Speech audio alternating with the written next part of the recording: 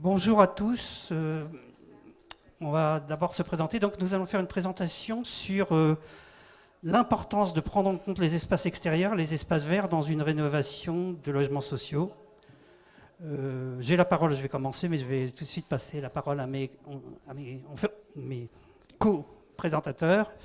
Je suis Olivier Lemoine, je suis à titre bénévole directeur scientifique et technique du CIBI. Le CIBI, c'est le Conseil international biodiversité immobilier, une association multiprofessionnelle qui promeut la prise en compte de la nature, de la biodiversité dans l'immobilier, et notamment au travers des labels Biodiversity. Je suis également responsable biodiversité chez Elan, qui est un cabinet de conseil en immobilier, filiale de Bouygues Bâtiment. Bonjour à tous, Jocelyne Lavis, chef de projet immobilière 3F pour le projet de la réhabilitation du petit étang à Valenton. Bonjour, Philippe Hilaire, je suis paysagiste et donc je suis un des concepteurs de cette réalisation. Bon, ben on commence. Slide 2. 3F est un bailleur social. L'écologie, c'est la science de l'habitat. Vous allez voir que 3F non seulement loge des habitants, des personnes, mais loge également le vivant d'une manière beaucoup plus large. Sur cette opération, nous sommes donc situés à Valenton, en plein centre-ville, et nous avons bénéficié en fait de l'histoire d'un jardin. Au départ, donc, une maison bourgeoise avec un jardin qui fait 4 à 5 hectares, un étang artificiel qui a été réalisé donc, comme à la mode, qui a été réalisé par le propriétaire à la mode du Second Empire, donc un fond qui a été entièrement bétonné. Et puis une immense pelouse arborée au cours du lierre, avec des arbres souvent creux où viennent se nicher des oiseaux. Donc nous avons un patrimoine écologique existant qui est important, qui a perduré comme ça tout au long du 19e siècle et qui est arrivé en 1960 chez 3F, puisqu'on a acheté le terrain, qui était situé en plein centre-ville, donc une opportunité pour 3F. Et évidemment, le long de ces pelouses arborées, nous avons construit 9 immeubles, 380 logements, qui participent au bien-être de ce site et qui, avec des habitants donc, qui bénéficient de ces espaces écologiques. Alors, au bout d'un moment, en 2014, il a fallu réhabiliter les immeubles. D'abord, ce fut une réhabilitation thermique avec un budget évalué à 25 000 € par logement. Et puis, rapidement, on s'est rendu compte qu'il fallait traiter les pieds d'immeubles, les VRD, la gestion de l'eau à la parcelle avec la création de parkings percolants, de réserves d'eau, et puis également de nous planter. Et puis, il se trouve qu'en interne, nous avions un écologue qui est arrivé avec un inventaire floral et faunistique et qui nous a dit « Attention, vous avez une tulipe protégée, la tulipe des bois, qui est sur la liste rouge, donc vous ne pouvez pas poser vos échafaudages comme vous le souhaitez, vous devez intervenir selon une réglementation qui est définie par le Code de l'environnement. » Alors, du coup, nous avons dû intégrer cette problématique écologique qui, pour nous, au départ, était quand même un problème. Nous avons fait appel à Elan dans le cadre du label Biodiversity qui nous a donc organisé un management de projet. Nous avions déjà une équipe de maîtrise d'œuvre qui était largement équipée, puisque nous avions Philippe Hilaire comme paysagiste. Nous avions Dominique Feuillas qui était naturaliste, donc qui était passé pour faire l'inventaire des différentes espèces. Et nous avons fait appel à OGE. OGE, qui est un BET spécialisé en génie écologique, qui d'une part nous a fait une étude plus approfondie sur le vivant existant dans cette résidence, qui nous a proposé aussi des possibilités d'aménagement, de renaturation de l'étang, avec une promenade plantée pédagogique à destination des habitants. Parce qu'effectivement, ce qui est important, c'est de mettre le tout en relation avec les habitants, puisque ce sont eux qui habitent finalement dans cette résidence. Au final, donc, cette réhabilitation initialement prévue avec 25 000 € par logement s'est terminée à 70 000 € par logement, donc un budget de 26 millions de travaux. Nous avons eu la chance d'être financés à la fois par le FEDER à hauteur de 400 000 € et par l'Agence de l'eau Seine-Normandie pour la gestion des eaux pluviales à hauteur de 800 000 € pour le FEDER et 400 000 € pour l'Agence de l'eau. Donc ça nous fait un petit 4% par rapport à notre prix de revient total. Alors, le label Biodiversity, il est connu comme une récompense pour faire parler des projets. Mais c'est avant tout une démarche. C'est une démarche très pédagogique qui vise à inviter l'ensemble des acteurs du projet à travailler sur l'ambition biodiversité, et non seulement sur le côté réglementaire, mais sur le côté véritablement démarche de projet, comme le présentera Philippe Hilaire. Alors, le label, pour faire court, il est organisé en 4 axes, d'ailleurs qui se traduit par une étiquette de performance. Vous voyez un peu les niveaux de performance qui sont ici. Et chaque axe donne un peu la main à un des opérateurs du projet. Le premier axe, c'est l'axe d'engagement. Il faut que le maître d'ouvrage, depuis le début jusqu'à la fin, s'engage à travailler la biodiversité. Pour un bailleur social, c'est plus facile que pour un promoteur parce que l'après, c'est quelque chose qui vous est cher. Le deuxième axe, c'est le projet, donc c'est l'axe du projeteur, de l'équipe de maîtrise d'œuvre. Il faut intégrer les éléments de contrainte dans des éléments de contrainte et d'opportunité dans une logique de projet. Le troisième axe, c'est l'axe de l'écologue, c'est notre axe. C'est un calcul selon une petite modélisation pour voir combien réellement vaut le potentiel écologique de l'opération. Et enfin, et ça c'est important, le dernier axe, c'est les aménités et services rendus pour les usagers, puisque la biodiversité dans une opération, notamment chez des bailleurs sociaux, c'est particulièrement important de la valoriser pour les futurs utilisateurs. Alors, le site, tout de suite, il nous a parlé en tant qu'écologue, parce et c'est important, les bailleurs sociaux, vous voyez, dans la ville, ils ont une propriété d'espace vert qui peut participer au maintien des coulées vertes, des continuités, etc. En plus, il se trouvait que dans le secteur Valenton, on est à côté de la coulée verte, de la plage bleue. Donc il y avait vraiment, je dirais presque une responsabilité à travailler les éléments de nature et à les restaurer autant que de restaurer la thermique des immeubles. Alors, effectivement, les études préalables qui ont été faites, les études qu'on a montrées, ont démontré vraiment la richesse écologique. Mais j'ai envie de dire qu'en biodiversité, quand on cherche, on trouve. Quand on évalue, on trouve des choses. Et là, il y a eu un effort de connaissance très important qui a permis effectivement à 3F de prendre conscience de la valeur du patrimoine, mais aussi de respecter la réglementation, parce qu'une espèce protégée, ça ne se détruit pas. On y reviendra éventuellement tout à l'heure. Et enfin, connaître pour agir, donner des éléments de connaissance scientifique, de fonctionnalité écologique aux paysagistes pour qu'ils puissent. Alors, quelques éléments de remarque. La tulipe des bois. La tulipe des bois, c'est à Valenton, la principale station de cette plante très rare dans le nord de la France, et notamment en Île-de-France. C'est une plante qui est devenue très rare. Pourquoi elle est là, on ne sait pas très bien, mais en tout cas, il y avait une magnifique station de cette tulipe. En fait, c'est comme une tulipe, mais sauvage, donc un peu plus, avec des pétales un peu plus. Et puis, quand on cherche, on trouve. Ça, c'est par exemple des oiseaux très communs, mais en ville, on avait du troglodyte, du verdier, de la citelle, du piquet-pêche, du pinson, et puis de la bergeronnette des ruisseaux. Donc, plein d'éléments qu'il a fallu intégrer dans le projet. Donc voilà, le cadre est fixé. Nous, les choses se sont faites en parallèle, en fait. On avait commencé à travailler avec l'architecte Gorka Piqueras sur la réhabilitation thermique des bâtiments, sur la réorganisation des circulations, des stationnements, des réseaux, etc. Donc enfin voilà, toutes les thématiques que vous connaissez bien sur les réhabilitations de ce type de résidence. Et donc la présence de la tulipe a un peu bouleversé le cadre ordinaire du travail de la maîtrise d'œuvre. Et d'un seul coup, les problématiques environnementales ont pris plus d'importance qu'elles n'ont habituellement dans ces projets. Il ne s'agissait pas de la traiter simplement comme une présence particulière, comme une présence d'une plante rare, mais de l'intégrer dans un processus complet. Et donc, elle est localisée autour de l'étang, c'est une partie qui est fermée, qui restera fermée, si on l'ouvre, elle va souffrir, enfin, il y a tout un tas d'autres questions qui sont à traiter autour de cet étang.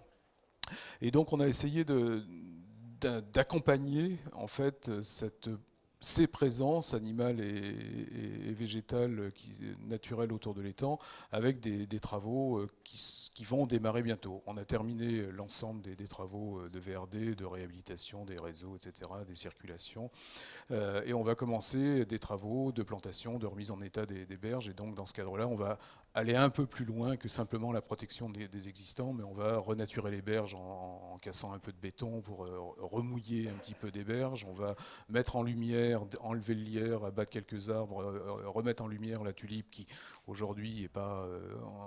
Enfin, elle se répand très bien, elle se multiplie assez bien. On le constate depuis quelques années qu'on intervient sur cette résidence, mais elle a tendance à pas très bien fleurir parce qu'elle manque de lumière, etc. Donc on va faire ce qu'il faut. Il y a eu une opération de déplacement de certaines parties de tulipes, de certains morceaux de tulipes pour les remettre ailleurs avec un dossier réglementaire un peu particulier, enfin, etc., etc. Et donc tout ça concourt à un ensemble qui est habité par des gens. 380 logements, ça fait beaucoup de personnes, ça fait beaucoup de monde, ça fait beaucoup d'usages très différents, parfois contradictoires, parfois conflictuels, etc. Enfin, des choses assez habituelles dans des sites urbains. Et donc on essaye de faire en sorte que l'accompagnement des choses techniques et notamment de la gestion des eaux pluviales concourt à cette organisation, cette diversification des palettes végétales et donc in fine d'une biodiversité. Donc on a un certain nombre de thématiques sur notamment sur la gestion des eaux pluviales. Je vais passer très vite sur ce plan qui est juste une espèce d'inventaire de ce qui est en train de se mettre en place en pied de bâtiment. Et donc voilà, le point essentiel qu'on a traité en dehors des questions spécifiques au bord de l'étang, c'est la gestion des eaux. C'est-à-dire qu'on a, dans un terrain assez peu favorable, très peu perméable, on a réussi à quasiment avoir aucun rejet au réseau public, sauf des trop-pleins, en infiltrant tout ce qu'on a pu. Par des dispositions un peu compliquées techniquement parfois, de stockage temporaire, puis d'accompagnement des eaux vers des puisards, puis dans des parkings percolants, enfin, etc., etc. Donc ça fabrique finalement un cadre assez particulier, puisque pour infiltrer dans un sol imperméable, on a fait une surcouche très perméable, très filtrante, qui nécessite maintenant qu'on la plante avec des palettes végétales tout à fait particulières, qui vont accepter d'avoir ces sols très filtrants et qui ne sont pas à leur place, si on veut, à cet endroit-là. Donc on a, vous voyez, une espèce d'accompagnement jardiné de ces thématiques environnementales. Mais il me semble que c'est quand même l'essentiel des choses qu'on doit faire quand on intervient.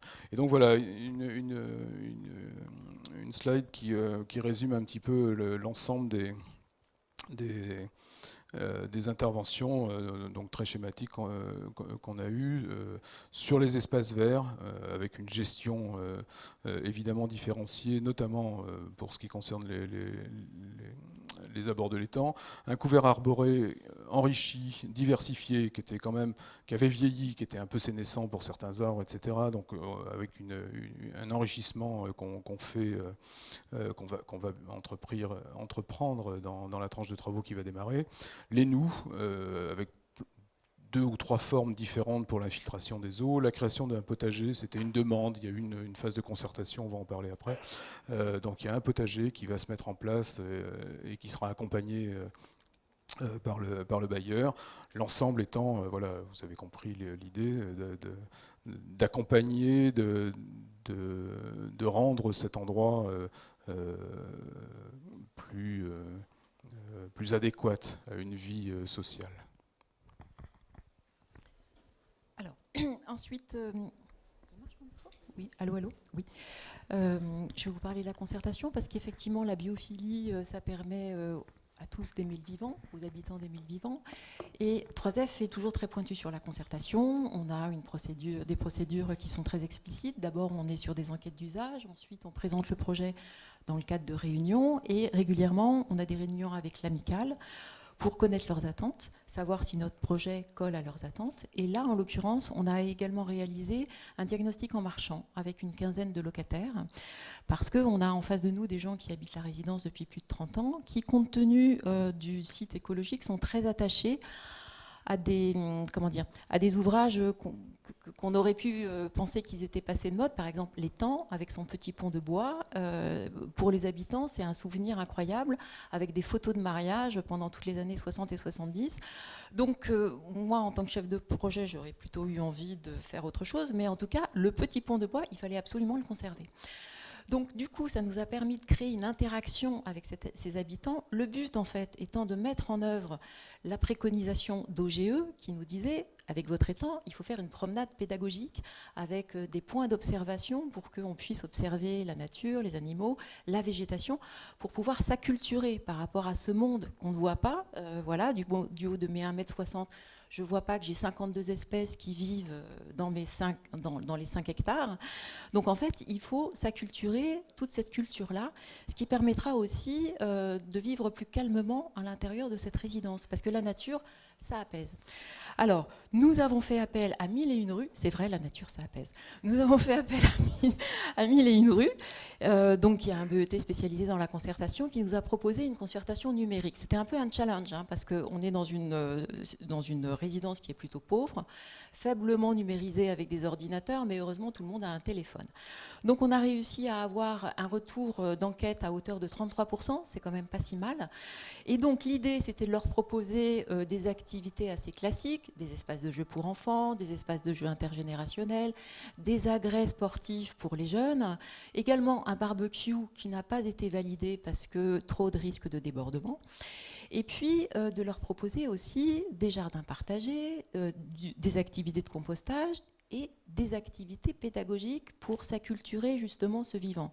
Alors sur les activités pédagogiques, on n'a pas eu beaucoup de réponses. Mais on ne désespère pas parce qu'en fait, en réalisant nos travaux, forcément, les gens vont s'intéresser. Et puis, avec OGE va nous accompagner dans l'accompagnement pédagogique. On va lancer avec les écoles des visites à destination des enfants. Et c'est un peu comme le développement durable. Grâce aux enfants, on arrivera à atteindre les parents et la culture du vivant arrivera jusqu'à nous. Enfin, arrivera jusqu'à nous tous. Voilà, je crois que j'ai terminé. Alors maintenant, quels sont les co-bénéfices? Donc on va faire appel à Platon. Platon a dit « donne et tu recevras ». Donc effectivement, là, les co-bénéfices, ils sont nombreux. Et nous avons quelqu'un de très calé pour en parler, Sarah Lavaux, qui est écologue chez 3F.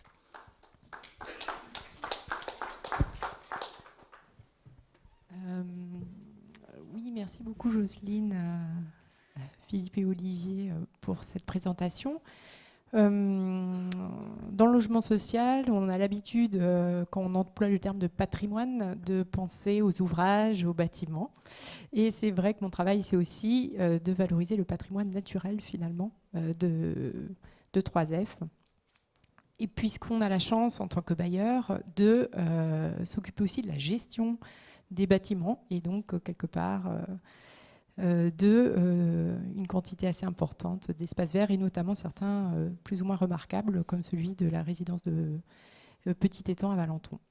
Ce que je voulais aussi moi mettre en lumière dans ce projet, c'est qu'à côté des solutions un peu plus techniques basées sur le réseau de chaleur, le raccordement au réseau de chaleur, l'isolation par l'extérieur, eh bien, les espaces verts nous ont permis là de mettre en œuvre des solutions fondées sur la nature, qui vont avoir des bénéfices pas uniquement pour la nature elle-même, mais au-delà, dans la fonctionnalité du projet, à travers la gestion des eaux pluviales à la parcelle, comme on l'a vu tout à l'heure, qui permet de déconnecter quasiment totalement les eaux pluviales du réseau, à travers la lutte contre l'effet d'îlots de chaleur urbains aussi, grâce à tous ces espaces plus ou moins humides, à travers le sentier de découverte. Là, on aborde le sujet axe 4 du label Biodiversity, le sentier de découverte, et puis les autres services qu'on peut apporter aux locataires à travers le jardinage, le compostage, entre autres.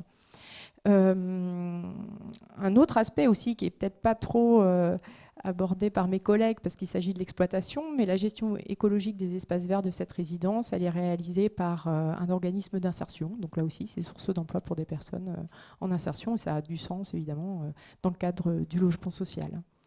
Et puis, au-delà de la vitrine que constitue un petit peu ce projet pour nous, on a aussi fait beaucoup d'apprentissage en interne. C'est-à-dire dans les modalités d'intégration de l'expertise en écologie, on a vu qu'il y a eu plusieurs acteurs qui se sont succédés et juxtaposés dans ce projet, dans la maîtrise d'œuvre, et où Jocelyne a joué un rôle de chef d'orchestre assez incroyable. Aussi parce que ça fait un cas d'école hein, pour nous dans la prise en compte des espèces protégées. On est un peu habitué à gérer des petites problématiques faune, style nid d'hirondelles en façade, mais beaucoup moins des problématiques flore. Donc ça nous donne un bon exemple aussi. Le recours aux solutions fondées sur la nature, j'en ai parlé à l'instant. La concertation avec les habitants sur les nouveaux usages et cette notion de biophilie et de ce que la nature peut apporter aussi au sein de la résidence en termes de climat, pas climat physique, hein, mais climat d'ambiance. Et puis, c'est aussi une base de réflexion, ce projet, pour une stratégie écologique de gestion du patrimoine et de réhabilitation. En tant que bailleur, on a une obligation réglementaire d'un plan de gestion de notre patrimoine, et intégrer ce volet du patrimoine naturel à l'intérieur, eh bien, ce sera notre prochain défi, auquel ce projet aura contribué un petit peu en tant que testeur, finalement.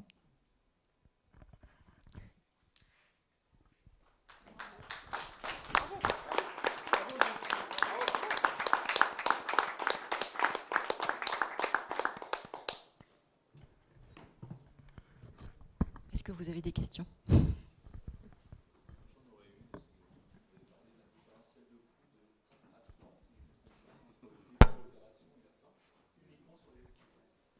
Non, pas uniquement sur l'ensemble de la réhabilitation et la résidence, en fait. Donc en fait, sur l'ensemble de la voilà. Au départ, on voulait juste traiter la thermique, une petite thermique, puisqu'on était déjà en étiquette C, en fait. Notre objectif, c'était d'arriver en étiquette B.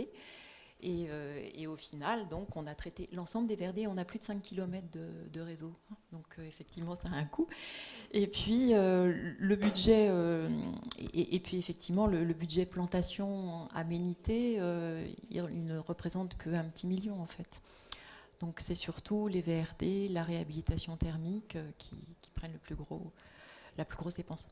Vous me rassurez, le biodiversity, il ne faut pas augmenter par 3 le coût des travaux, on est d'accord? Non, le biodiversité, il coûte 8 000 €, et donc ce qui est effectivement pas énorme.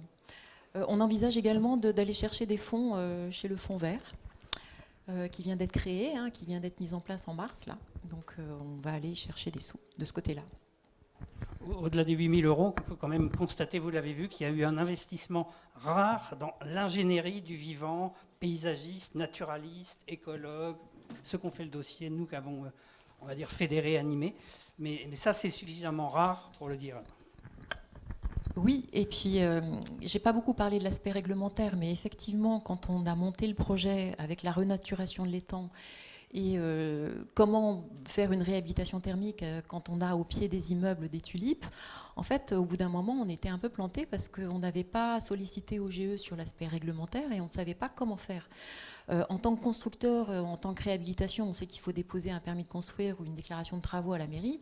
Mais moi, personnellement, chef de projet, je ne savais pas que j'avais une demande de dérogation à déposer auprès de la DRIE.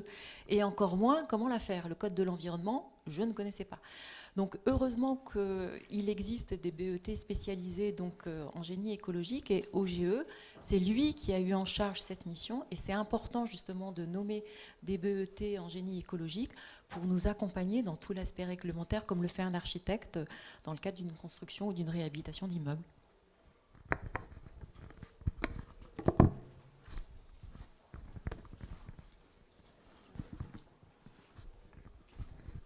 Bonjour, Nathalie Leroy, paysagiste, art et charpentier. En fait, moi j'ai une question par rapport au fait que vous ayez travaillé avec les habitants, avec 1001 rues.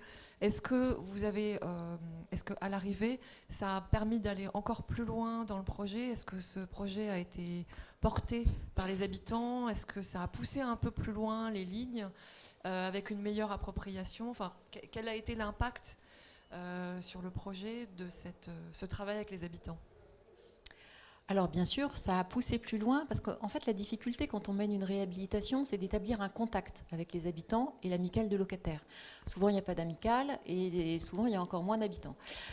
Donc il faut créer une relation et l'entretenir et l'enrichir en leur montrant l'avancement du projet et en leur proposant des idées.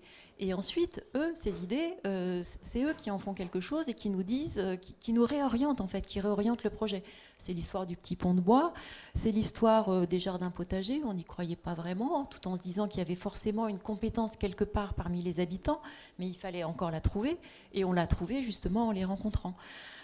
Donc les habitants, c'est important, le financement aussi, c'est super important, les subventions qu'on a eues, moins de 4% du prix de revient total, mais c'est quand même extraordinaire. C'est pas beaucoup en termes financiers, mais c'est ce qui donne l'impulsion pour aller plus loin. Et du coup, c'est aussi pour ça qu'on a besoin de faire une concertation poussée avec les habitants, parce qu'en fait, tout ça forme un tout. On ne peut pas travailler que sur un seul sujet, il faut vraiment voir les choses beaucoup plus globalement.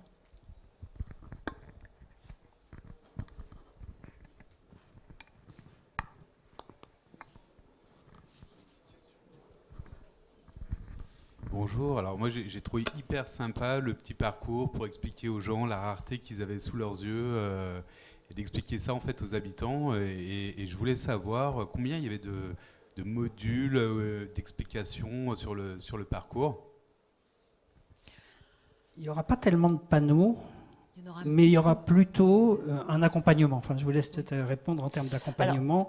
Oui, les panneaux, on ne les lit pas souvent, en fait. Il faut des dessins. Les dessins, on sait les voir, mais les panneaux, on ne les lit pas. Et notre population, elle ne lit pas forcément. Donc, c'est plutôt un accompagnement pédagogique des visites organisées, parce que l'étang est fermé. Et on n'a pas le droit d'y rentrer, parce que c'est un espace protégé. Donc, en fait, c'est un peu comme quand vous allez dans la baie de Somme, vous prenez rendez-vous avec le naturaliste et il vous fait une présentation d'1 heure avec des endroits où on pourra observer les animaux. Ça veut dire se poser, être calme, attendre, peut-être aussi se lever un petit peu tôt le matin. Donc voilà, c'est tout ça qu'on souhaite mettre en œuvre en fait, avec une promenade sur des pommes de pin qui va être sur des écorces de pin, pardon, qui nous permettra de longer l'étang. Une promenade sur des écorces de pin pour ne pas bétonner le sol et pour justement préserver cette biodiversité. L'étang est fermé, mais il est sous les fenêtres des gens, il est visible de partout, il sera adossé au potager, c'est-à-dire qu'il est au cœur. Mais c'est important en écologie d'avoir un espace refuge. Donc cet espace qui est fermé, il a été prévu par 2 grilles et un cheminement, et il sera ouvert de temps en temps selon des conditions qui restent à définir. Il est dans une grande vue diagonale de l'ancien parc. Alors l'ancien parc, aujourd'hui, on n'en a qu'une idée si on a vu un plan ou une photo aérienne un jour, sinon c'est pas très lisible sur le terrain, mais il y a une très grande vue traversante qui était organisée. L'étang est tout en longueur, une forme un peu molle qui date de son origine. Mais il y a une très grande transparence longitudinale qui se prolonge dans les grandes pelouses qui continuent à travers la résidence. Et ça, c'est un axe de composition du parc d'origine qui vise le clocher de l'église de Valenton. Voilà. C'est-à-dire qu'il y a une espèce d'effet pittoresque qui est à travers ça. En abattant, en allégeant les arbres, en rouvrant le site autour de l'étang pour lui donner de la lumière et donner de la lumière au sol, jusqu'au sol pour la tulipe, on va réouvrir aussi cette vue d'une certaine façon, enfin la remettre en évidence alors qu'elle était aujourd'hui très très masquée par tout un tas de plantations et de massifs qui se sont développés un peu spontanément autour de l'étang.